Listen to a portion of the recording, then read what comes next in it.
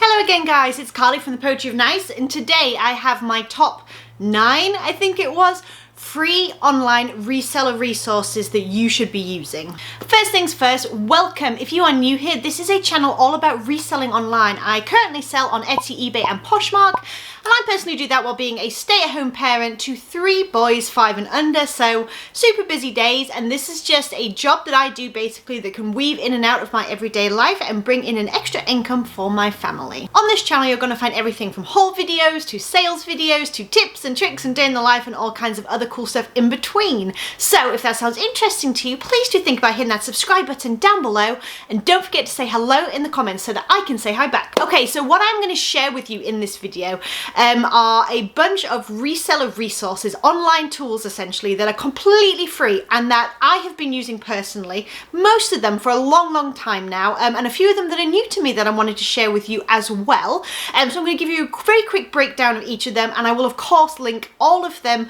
down below in the description so that you could go ahead and check them out for yourself as well. Number 1, Flipper Tools. This is an online website, and essentially what you can do is you can go there and you can find out what an eBay item actually sold for in terms of a best offer acceptance. So sometimes when you look at comps, you will see that an item is sold, it's in green, but it has a line through it. That means that a best offer was accepted, and eBay does not give you the information in terms of how much that the seller accepted for the item. What you can do is go ahead and copy and paste the URL and put it into the Flipper Tools section right there. It is literally titled eBay best offer price, you know, and you can put it there and it's going to tell you exactly what the item sold for. And the exact same thing is true of Etsy. Etsy does not show you the price of sold items, it just tells you that the item sold. You can take that URL and you can go ahead and put it over in Flipper Tools, and that's going to tell you exactly how much that Etsy item sold for. Number 2 is Pirate Ship. Now, full disclosure, I have not personally used Pirate Ship yet. However, I have been doing a lot of research, a lot of investigation, and if you guys ever watch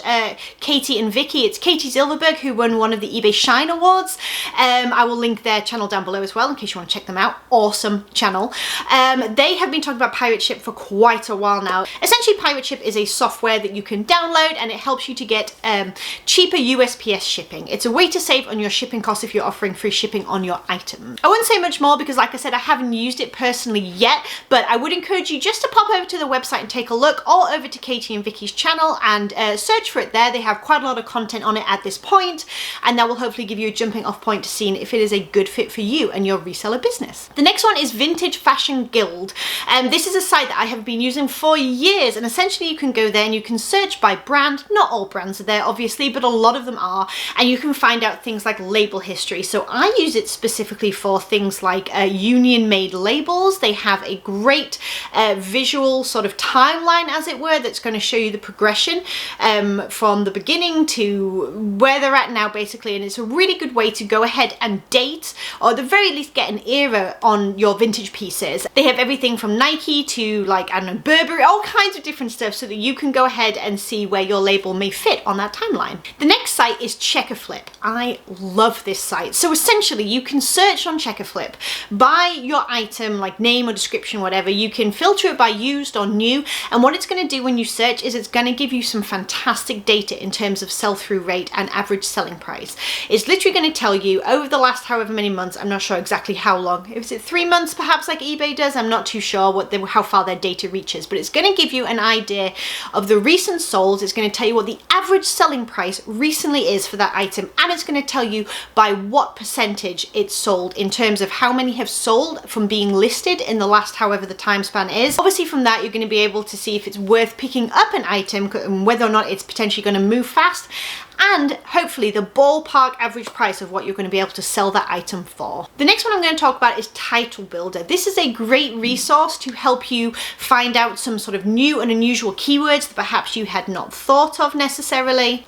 As well as those keyword ideas, they're also going to score for you those keywords, so let you know how popular they are and what kind of competition is out there that is also using those keywords frequently, where your item or your title, description, whatever you want to call it, is not going to stand out because that's an overused word. It also helps to suggest categories when it comes to eBay as well. Now this is eBay specific as far as I can tell, but it's still such a wonderful tool to help prompt you and give you new ideas that I definitely would suggest using it and taking a peek, even if you sell elsewhere. And when it comes to those suggested categories, like I just mentioned, eBay for me can be a little bit difficult to decide exactly where to stick something. So that is a really useful tool as well.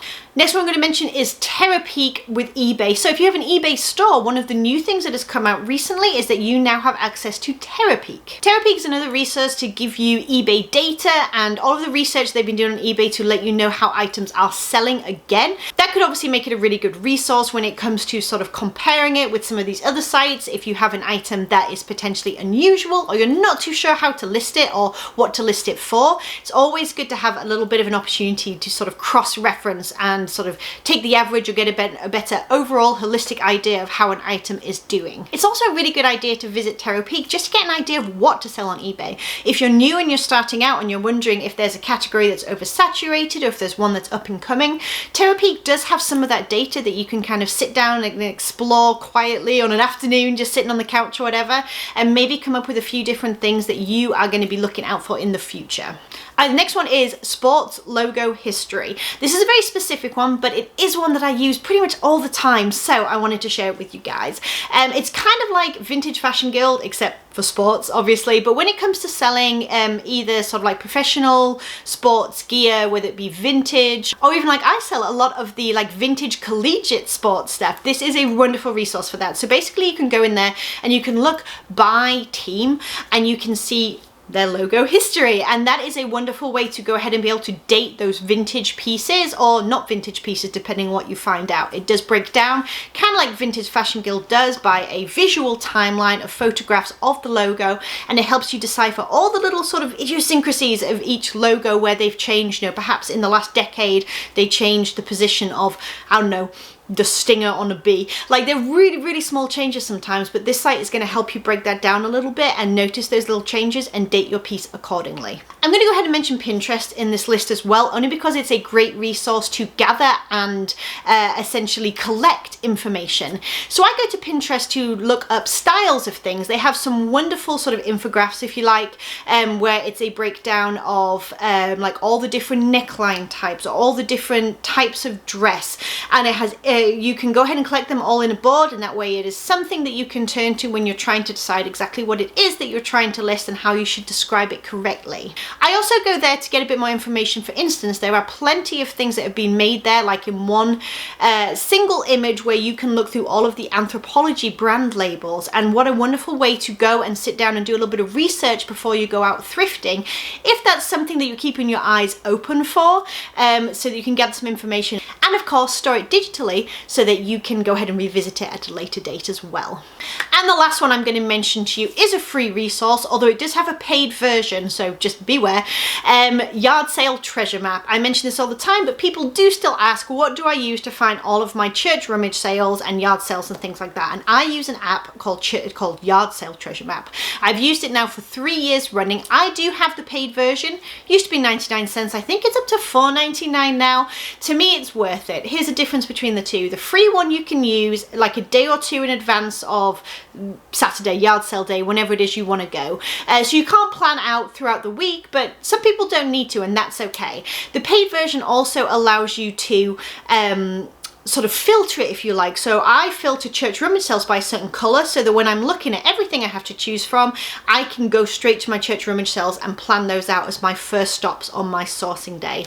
This isn't sponsored in any way. I have nothing to do with the company. It's just something that has made my life so much easier when it comes to sourcing and deciding exactly how to construct my day on a Saturday, because my time is limited and I can't be everywhere at once, and it just makes the app a lot easier to use. But the free version is also well worth checking out. Okay, and that's it. That is my 9 top free resources for resellers online. I hope that that was helpful to someone. If you have any questions whatsoever, please do pop them down in the comments, of course. As always, be aware, please, before you download things and sites, you know, all that kind of stuff. I just say that as a disclaimer. Like I said, I use pretty much all of these personally, or they have been recommended by people who are absolutely trustworthy and have been using them for a long time as well, but I have to say it just to make sure that everybody's being careful. This is the mom in me, what can I say? So if you enjoyed this video, please do give it a thumbs up. Please do hit subscribe if you haven't already. I would love to have you come back, and I will catch you in the next video. Have an amazing week, guys. Bye.